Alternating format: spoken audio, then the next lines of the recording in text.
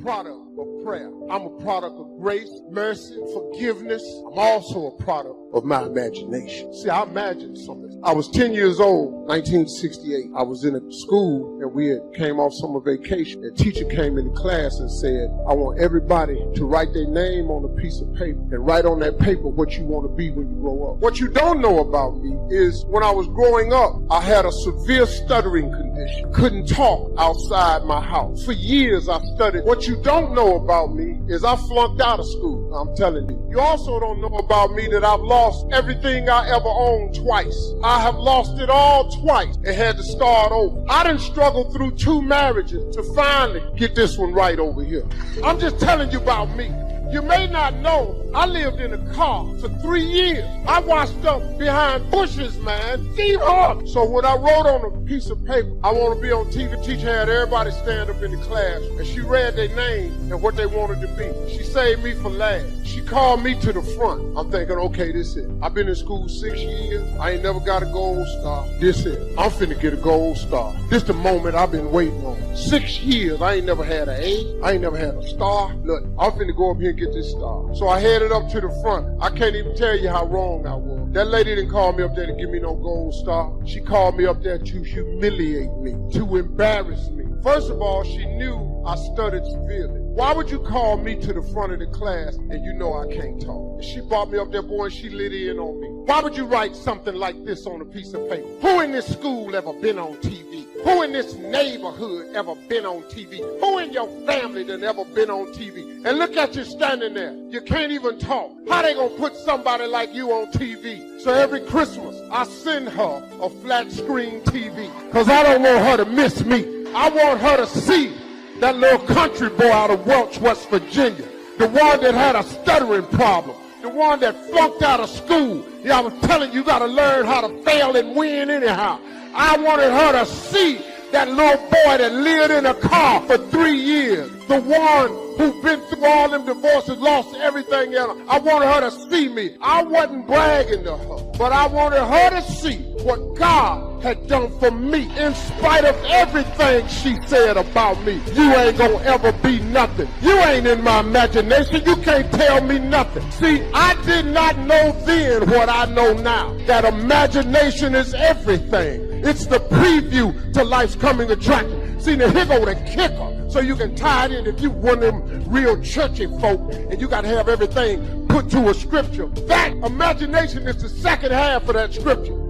Faith is the substance of things hoped for and the evidence of things not seen. Your imagination is the evidence of things not seen, because in your imagination, can't nobody see it but you. Now, if you in here and you think you too old to hear what I'm saying to you, my best example is Kentucky Fried Chicken. I don't know if you noticed the picture of the man on the bucket, but he old. He ain't 30 years old. Colonel old. Colonel had been telling people his whole life, I got the best chicken in the world. Ain't nobody believe him. Kentucky Fried Chicken sell more chicken than anybody in the world. So if you're sitting in here thinking you're too old, I'd rather be rich and hit it in my 60s than to die poor and never have hit it at all. Now, last thing, and I'm out your way. Imagination is everything. It's the preview. Let me ask you a question. When you go to the movie and you get there real early and you get your popcorn and you sit down, before the movie starts, what do they show? A preview of a coming attraction. Have you ever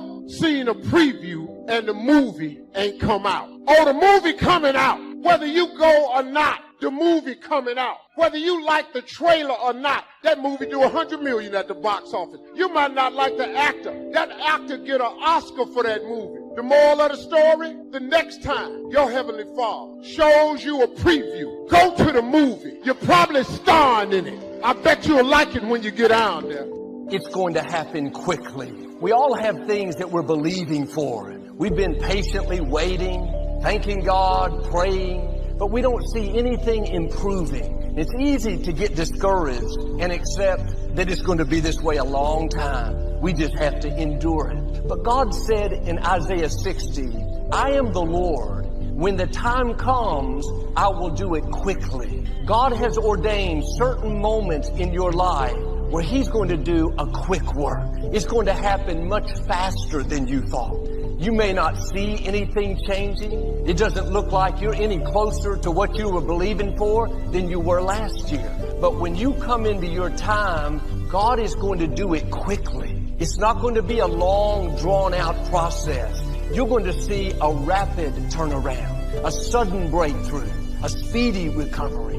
It may look like it's going to take a long time for you to get well, to break the addiction, to meet the right person. Now get ready. It's going to happen sooner than it looks. It's going to be unusual, out of the ordinary. You're going to know it was the hand of God. Your goals and your objectives, they pull you through. They pull you through all kinds of down days. They pull you through a difficult time. It'll pull you through some winter of your life. Some people get lost in the confusion of the day simply because their goal is not bright enough to pull them through. What 5 things have you already accomplished that you're proud of? Let's take some credit before we go to work on the future. We've accomplished some things in the past. Let's give ourselves credit for that. When you're working with kids, this is important. What 5 things have you already accomplished that you're proud of? So I want you to make a note of that question, and then I want you to do the exercise. Make a list of 5 things that you can think of that you've already accomplished that you're proud of. Sometimes even for kids, you have to do a little coaching. You know, sports or school or whatever. Did you win a blue ribbon? Did you come in first? So this is part of this format, to do a little coaching to help people, get through these exercises. Okay, 5 things you've already accomplished that you're proud of. Okay, now here's the next exercise, and this is going to take some time. Next question. What do you want in the next 10 years? I want you to make a list of at least 50 items. Now, this is not what you think you can get. This is what you want. If everything fell into place and you could have anything you wanted in the next 10 years, what would that list be? Not something you think you can earn, not something you think you can buy, not something you think you can finally be so successful you can get. This is what would really do it for you the next 10 years. I want you to make this list. And here's the deal now. I want you to put each item one under the other. Not side by side, but one under the other. And make as long a list as you possibly can in the time I'm going to give you. One underneath the other, because we're going to do some things with this list when you finish. Just start writing now as fast as you can. Abbreviate where you can. Make a longer list.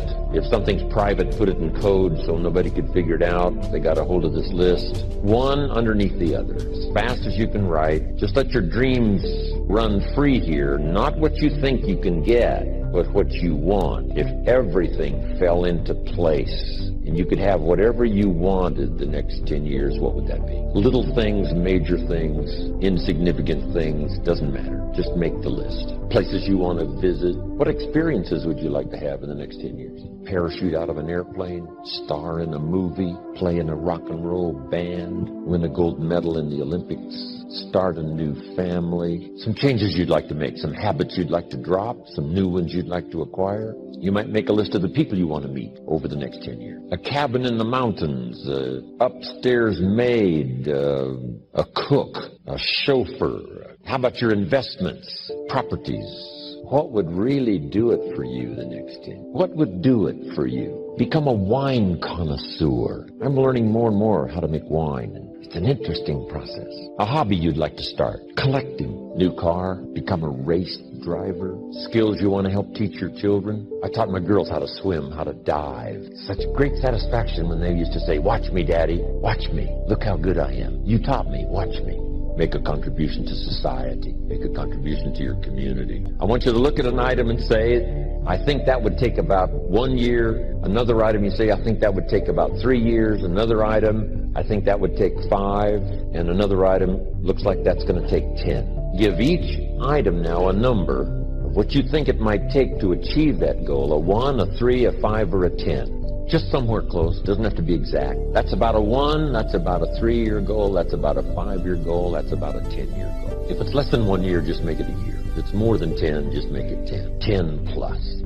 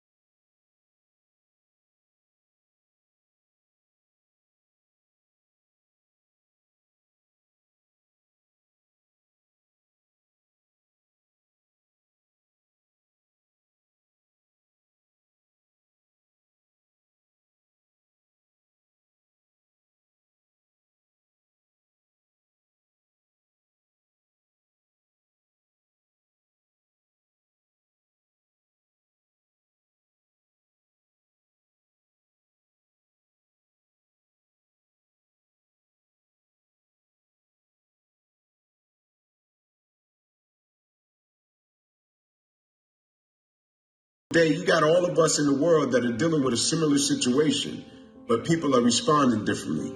It's like the quote that says, we all got problems, but what makes us different is how we solve them, right? Everybody is faced with different situations, but what makes them different is how they solve them. And so for me, man, the greatest thing that's happened as a result of this pandemic, of this corona, of this COVID, is every single day I wake up and I'm intentional about my growth. I'm intentional about it. You see, the largest gap between successful and unsuccessful people in life is the thinking gap. I'm not talking about being smart. I'm not talking about an IQ. I'm talking about how you think, how I think. Successful people think differently than unsuccessful people. The most important real estate, the most important real estate in life is 6 inches between the ears. How we think. Becoming a better thinker is worth your effort because the way you think really impacts every aspect of your life. It doesn't matter whether you are a business person, teacher, parent, scientist, pastor, or corporate executive. Good thinking will make you a better business person, teacher, parent, scientist, pastor, or corporate executive. Good thinking creates the foundation for good results. If you don't like the crop you're reaping, you need to change the seed you're sowing. When it comes to achievement, the seed is your thinking. Good thinking increases your potential. If your thinking shapes who you are, then it naturally follows that your potential is determined by your thinking. Achieving your potential comes from making progress, and progress is often just a good idea away.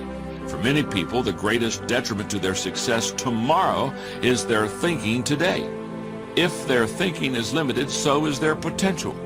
But if people can keep growing in their thinking, they will constantly outgrow what they're doing. Good thinking produces more good thinking if you make it a habit.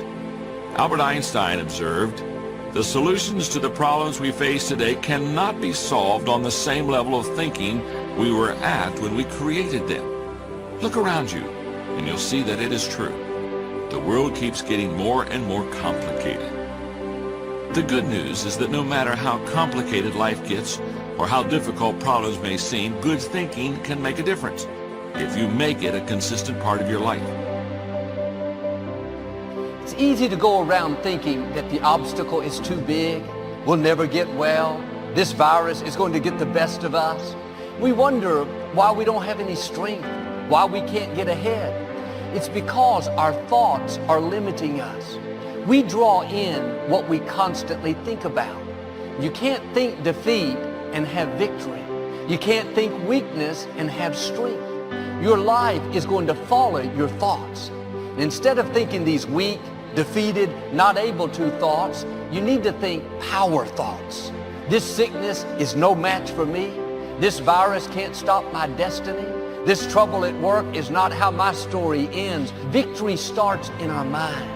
Success, breakthroughs, new levels depends on our thinking. Be careful what you think because your thoughts run your life.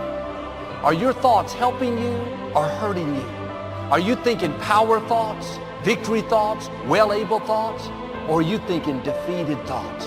I'll never get well, never accomplish my dreams, never break this addiction. You're choosing which direction your life is going to go. Pay attention to what you're dwelling on. Don't just think any thought that comes to mind. If it's negative, discouraging, fearful, don't give it the time of day. To be productive, to make an impact, to create a presence. That's why we're here. To work, to leave our mark. And so do an evaluation of yourself. Ask yourself, if you look at 24 hours, how much time do you spend developing your mind? How much time do you spend learning a new skill? The economy has changed. 47 million jobs will be lost to artificial intelligence. Majority of money being made on the planet is being made virtually at home on a computer. The game has changed. And I'm encouraging you, get around people who are using their time productively, because people rub off on you. When you know your purpose, that narrows how you use your time. How are you using your time? You have something special. You have the ability to do more than you can ever begin to imagine. And I know this isn't like breakthrough news to anyone, but I think that we often forget this. And we're going to face hardships. We can't avoid pain. We can't avoid trouble. All we can do is prepare our mindset so that we don't get overwhelmed by our circumstances. A lot of people, when they have a negative circumstance take place in their life, they react negatively to it. I mean, that seems almost natural. In fact, that is natural. Something negative happens to me, my reaction back to it is negative. But this is why you have to change your mindset. And I'm saying to you, if you keep going, if you keep looking for a way, where there's a will, there's a way. If you keep moving, if you keep falling forward, if you keep getting back up, something's going to happen. Bob Marley said something I like. He said, you never know how strong you are until being strong is all you have. You never know how strong you are until being strong is all you have. It's your only option. And you'll discover, if you don't panic, if you don't run, you'll discover you are stronger than you give yourself credit for being.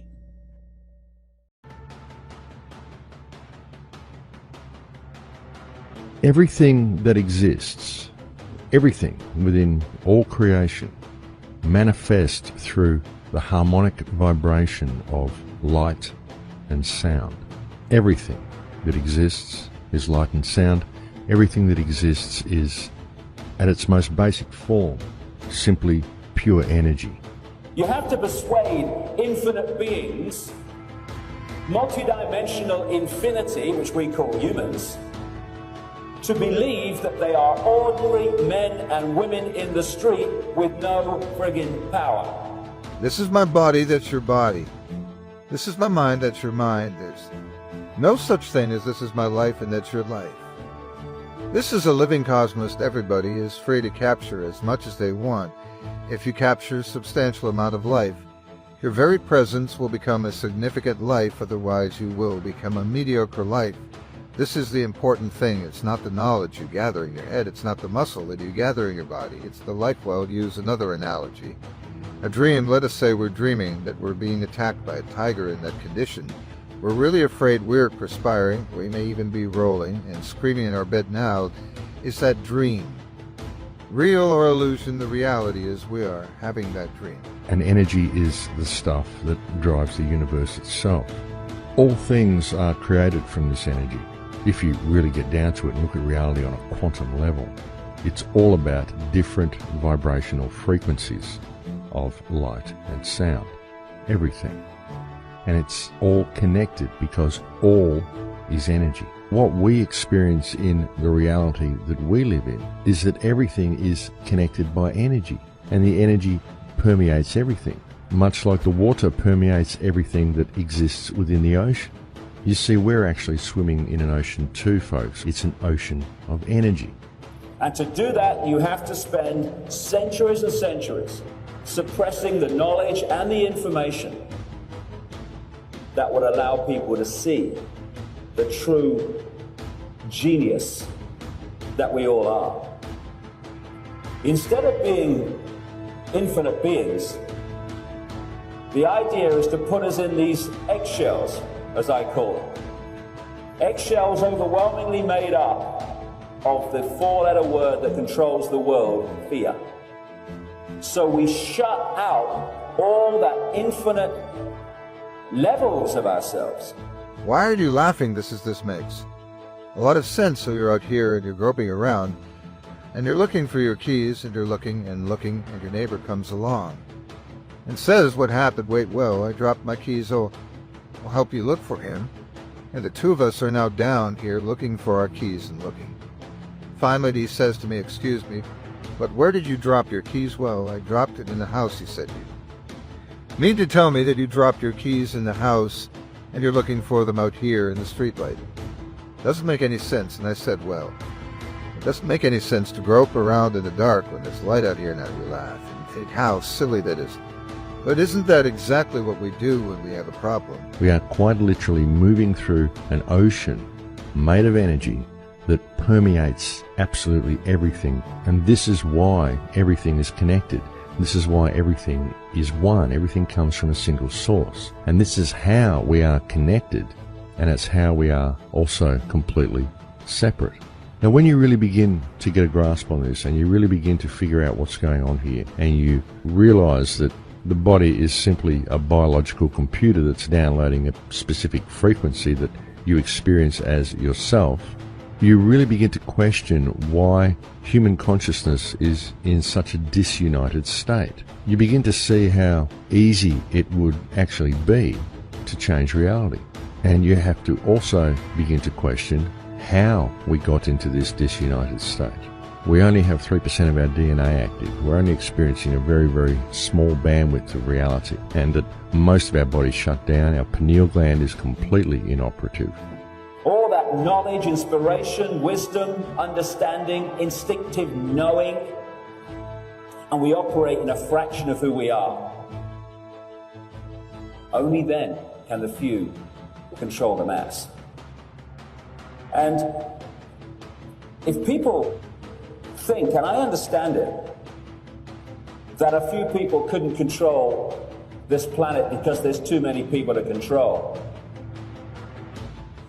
well, they just have to look at what happens to herds of sheep every day all over the world.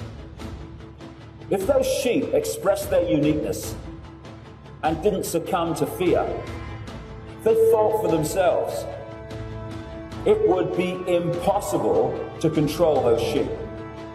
But how is it done then? We find that we have actually out-sheeped the sheep. We have dispensed with the sheepdog. We police each other. The reality there are tigers somewhere. The illusion is we're identifying with it. We're thinking that that is me in this dream, and the tiger is about to eat me. But in actuality, the dream is real. We're real. But when we're misidentifying with that dream, thinking that that's happening to me now, then that's the illusion. That's the idea of yoga or true spirituality, to actually learn to live in harmony with one's own self. We have this physical body, we have the mind, and all of the thoughts and emotions that comes through the mind. But who are we? I'm seeing through my eyes, I'm hearing through my ears, I'm touching through my flesh, I'm tasting through my tongue, I'm thinking through my brain, and I'm loving through my heart. But who is that me? That me is the essential consciousness that's giving life to every other aspect of our existence, our body and our mind. When you really look at the entire human organism from an energetic perspective, it is something that is virtually inoperative. The higher senses are simply not functioning. The connection and the ability to be able to read and decode the energy field around us is virtually non-existent. And because of this, we are literally experiencing about 3% of reality. If you had a car and it was operating to 3% of its capability, if you had a computer that was functioning on 3% of its processor power, able to access 3% of the internet and use 3% of its graphics, in both cases you would consider your machinery to be inoperative.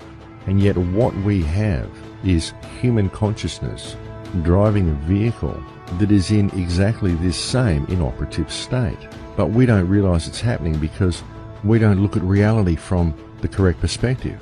Consciousness is it's unique, but it's part and parcel of what is universal. And unless we understand that uniqueness of our own true consciousness, then we can't really appreciate the universal nature and how we're all actually connected. Everything is connected, and everyone is connected, and everything and everyone in this world is interdependent. And Emerson said that the reason why there's so many problems in this world is because human beings are disconnected from their own true self.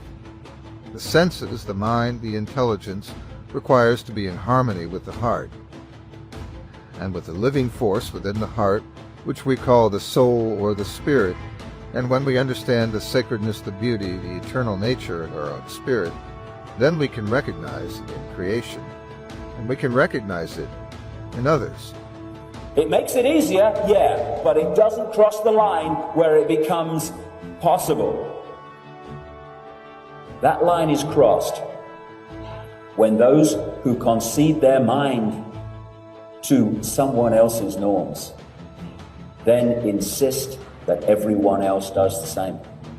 Because that's when the human race becomes not only the sheep, but the sheepdog. That's the point when we police each other. And when you've created this herd mentality, my goodness me, it's been around for a few thousand years now, and you've got people to police each other, what you do then is you break up the herd mentality into warring factions. What you do is you create organizations and belief systems that can be played off against each other, like religions, political parties, economic systems, and all this stuff. When we don't realize, experience, perceive the sacredness of our own true self, then our perception is an illusion of the world. But when we understand who we are, and understand our harmony and relationship with the world around us, and the people around us, then we're actually seeing everything as truth. We're seeing as a spiritual reality, even in this world, when you change the way. You look at things, the things you look at change. Albert Einstein once observed that you have the most fundamental and major decision that you have to make in your life is this: to live in a friendly or a hostile universe. Which isn't, is it a universe that is filled with hostility and anger and people wanting to hate each other and people wanting to kill each other? Is that what you see? Because when you see the world that way, that's exactly what you will create for yourself in your life. And then you get people to fight and war with each other. So now we're not only a herd mentality, the herd mentality is at war with itself. And while we're cussing each other and shouting each other and blaming each other, the few are pulling the strings of all sides. Because if you are going to hold a position of global control, you have to have conflict and chaos. You try manipulating harmony. You try manipulating people who have respect for another's right to be different. Someone with a different vision of possibility shows that the norms are not the only possible reality.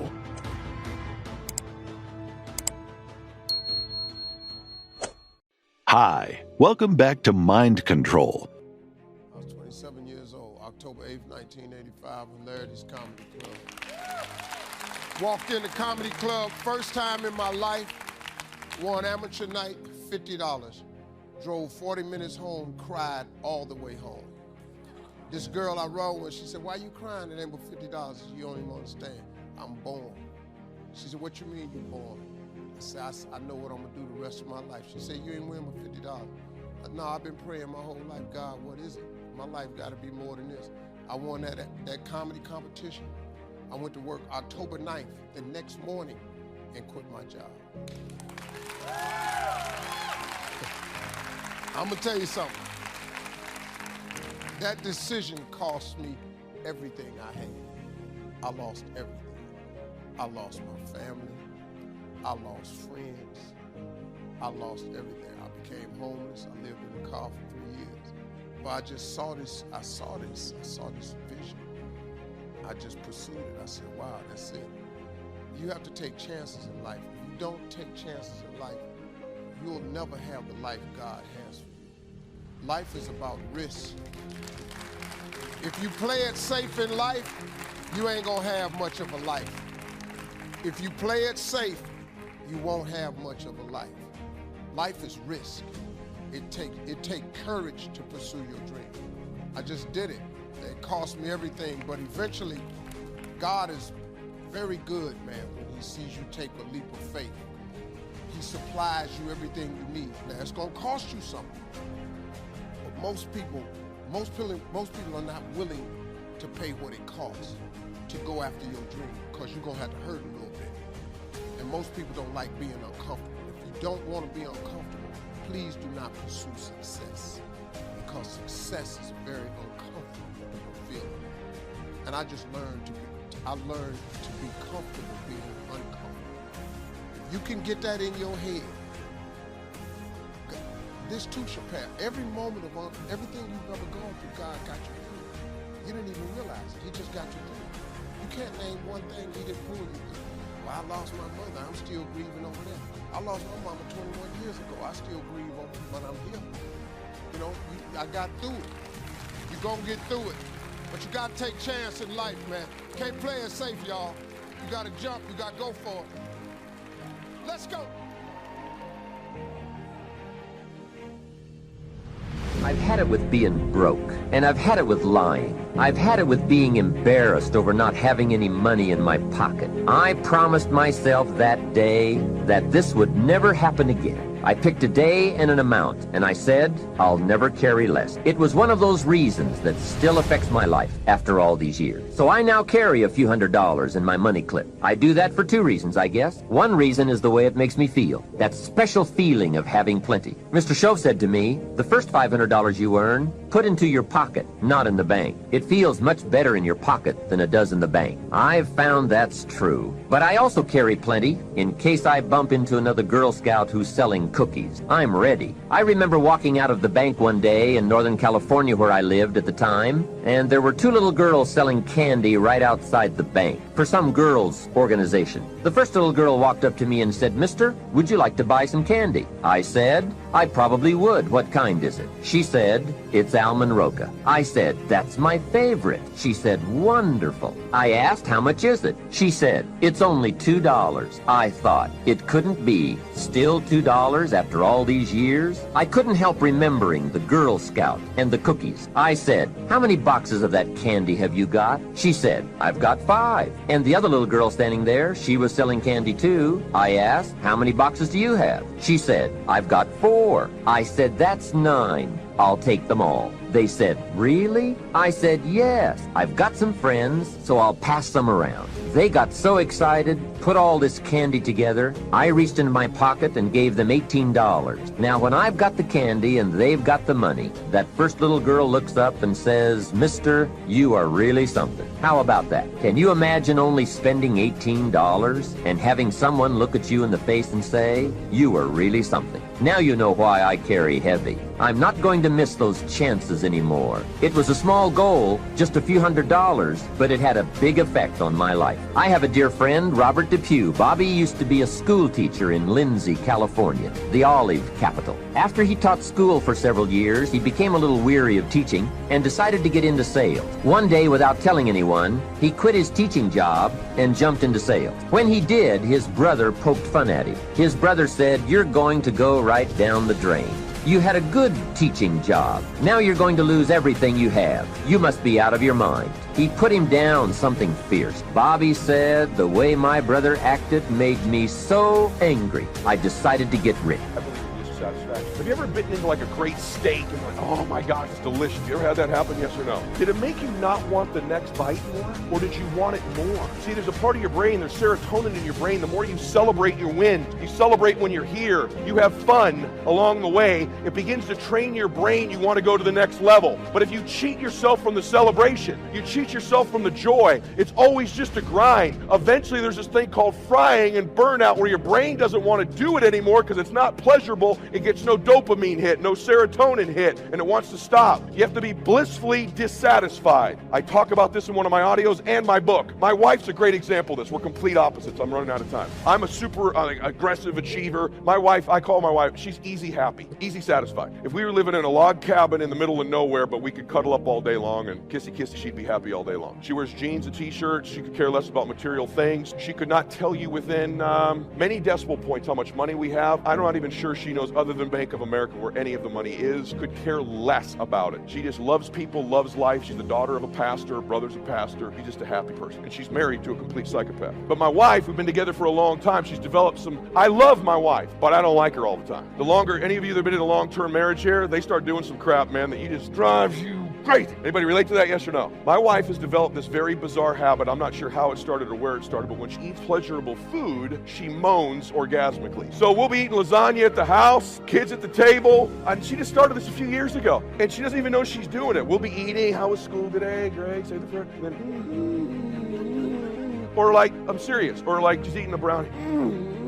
I'm like, that is so weird. Stop it in front of the kids. What is wrong with you? She's like, what am I doing? I'm like, I don't want to even tell you, but like, it's really uncomfortable. Stop it. She's like, it tastes so good. I'm like, babe, we got it. Stop. But she doesn't know she's doing it. So my son's birthday happens. We're at this restaurant and she's hot. My wife's super hot, right? So, and I say that being married a long time, she's hot, dude. And so we literally walk into this place and there's some dudes checking her out, and I'm Italian, and I was in a bad mood, and you shouldn't look at my wife more than about one time, right? So these guys look at me, and my kids know, now that I've become a public person, I've gotten better at this stuff, but like, you get to look at her once, maybe twice. You turn around with a whole table full of people, come slap the shit out of you, right? Excuse my language. So these guys are looking at her a little bit too long, and they're on the edge. They didn't know it, but they're about to get slapped. They didn't, you know what I'm talking about, guys, right? They didn't know it, but it was getting close. You do it again, I'm gonna slap you. Sure enough, we're at their table next to them. Her steak comes, takes the first bite.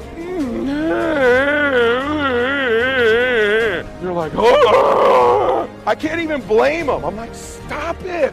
She goes, what, am I doing it? I'm like, yes, you're doing it. My daughter's like, Mom, you're doing it. Sure enough, a few minutes later,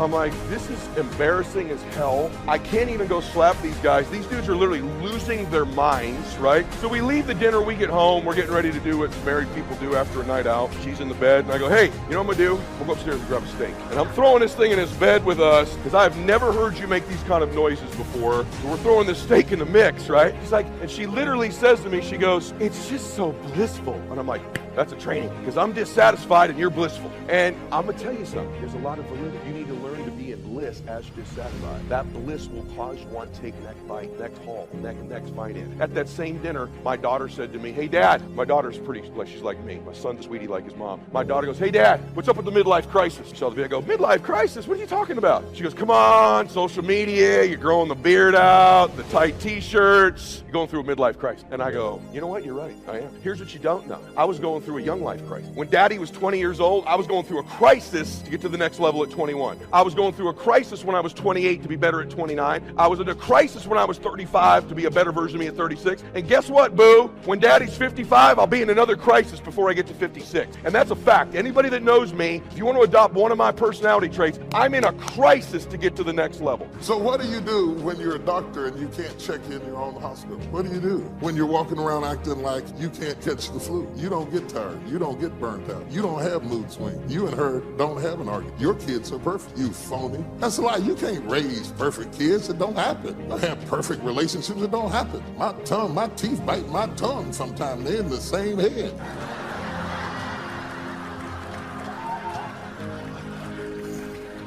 I mean, and there's no warning and nothing right in the middle of eating a hot dog. Dang. Next time y'all gonna argue, would you send out a memo or something? Because y'all are supposed to be in agreement, bless God. We're supposed to be in agreement. We're supposed to touch and agree on this hot dog. And put all that to the side. That's the salad. Let me say something about some of this. I'm almost finished. But here's the interesting thing. Separate and apart from everything that Elijah is going through, God is preparing Elisha to be a support to the man of God. Now, it's going on while Elisha is plowing. Elisha is plowing, the son of a wealthy family, an heir to become the heir apparent to a family that is wealthy enough to have a field to plow, and at least 12 yoke of oxen meant that they were affluent people. This boy was being groomed to take over a major organization, and all he had to do was keep plowing. But while he's plowing behind the ox, he's frustrated because he has the sneaking, nagging feeling that there is something he's supposed to do with his life he's not doing. And I don't care how much people pay you. I don't care if you get the corner office at the top of a corporate building. When there's something else that you're supposed to be doing, you're not happy doing it. You're only happy when you found your spot and you're in your place and you're doing your thing. It brings fulfillment and gratification when you're doing the thing you were born to do. Bless God. You don't do it for the money. The money just comes behind the purpose. Provision comes to purpose. The provision cannot be the purpose. You'll never be happy because you make a lot of money. All money does is make you more of what you were already. If you're lustful broke, you can do it better with money. That's the truth. If you're hateful broke, you get money, you can be hateful better. People are scared to say anything back to you. Money just makes you bigger at what you were before. Thank you so much for watching till the end. Don't forget to share your thoughts in the comments section. Please also like, subscribe, and share this video with your friends and families. Please watch our other motivational videos. Thank you again.